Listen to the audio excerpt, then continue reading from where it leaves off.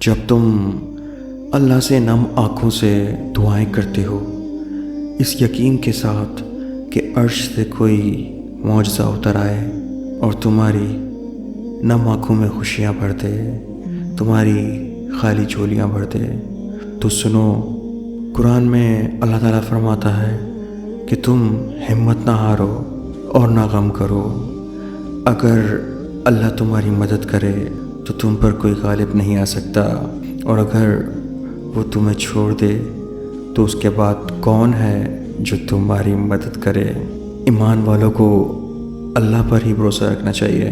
اپنی دعاؤں کی قبولیت کا یقین یوں ہی رکھو جیسے فجر کے بعد سورج کے طلوع ہونے کا یقین ہوتا ہے، جیسے رات کے بعد دن کے آنے کا یقین ہوتا ہے۔ یقیناً تم بھی اپنی زندگی میں کسی ایسے موضوع کا انتظار کر رہے ہوں گے جو تمہاری ناممکن دعاؤں کو ممکن بنا دے۔ تو سنو، جس کے ہاتھ میں تمہارا نصیب ہے وہ معجزوں کا بادشاہ ہے، اور اس سے بہتر کوئی مصنف نہیں۔ وہ کہانی کا رخ جب چاہے جہاں چاہے موڑ دے، کچھ پتہ نہیں۔ وہ نصیب کا ہر لفظ بدل سکتا ہے اور زندگی کا ہر پہلو تمہاری چاہت کے مطابق بنا سکتا ہے۔ تم اس کی مان جاؤ، وہ تمہاری مان جائے گا۔ اللہ کو پکارنے والا کبھی بھی مایوس نہیں ہوتا۔ تم بھی حضرت ابراہیم علیہ السلام کی طرح یقین رکھو، جنہوں نے کہا تھا کہ میں صرف اپنے پروردگار کو پکارتا ہوں، اور مجھے یقین ہے کہ میں اپنے رب کو پکار کر کبھی مایوس نہیں رہوں گا۔ اللہ قرآن میں فرماتا ہے کہ تم مجھے ویسا ہی پاؤ گے جیسا میرا گمان کرو گے۔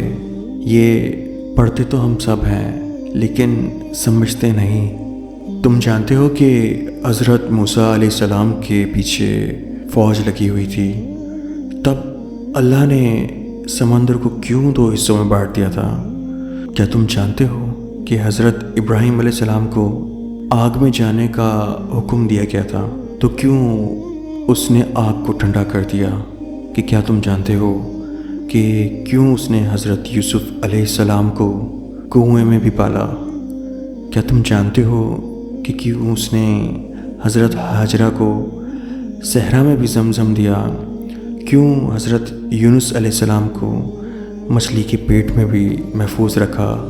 کیوں حضرت زکریا کو عمر کے آخری حصے میں بھی اولاد جیسے تحفے سے نوازا؟ ان سب میں ایک چیز مشابہ رکھتی تھی، یقین۔ ان میں سے کسی نے بھی ہمت نہیں ہاری۔ انہوں نے یقین رکھا کہ اللہ راستہ نکالے گا، اور اللہ نے راستہ نکالا۔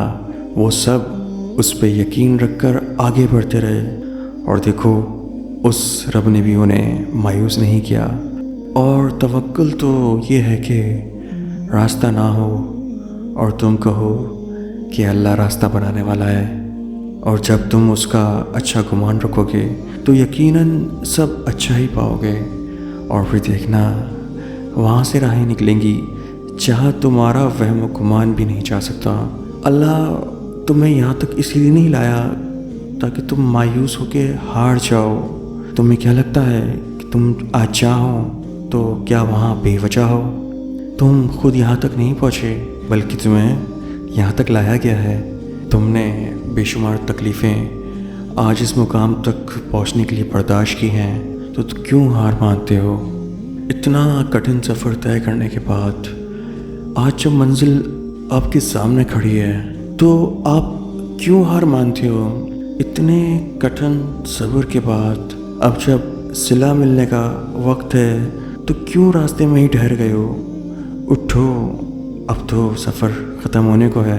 اب تم منزل کی نہیں، منزلیں تمہاری منتظر ہیں۔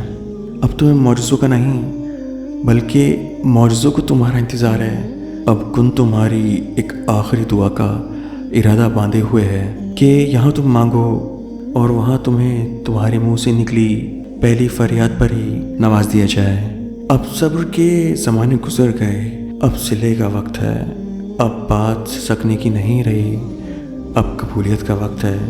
اب مسافتیں ختم ہونے کو ہیں۔ اب आंसुओं की मुस्कुराहटों में बदलने का वक्त है, किसी और का नहीं। अब ये तुम्हारा वक्त है। हज़ारों मायूस लोगों में से अगर उसने तुम्हें चुना है ना, तो उसने तुम्हें दुआ की तौफीक दी है, तो फिर वो कैसे तुम्हारी दुआ रद्द कर सकता है? जिसने दुआ का हुक्म दिया है उसने कबूलियत का वादा भी कर रखा है। वो यकीनन तुम्हें वो सब देने वाला है जिसके लिए तुम रातों को उठ कर रातों में रोया करते थे।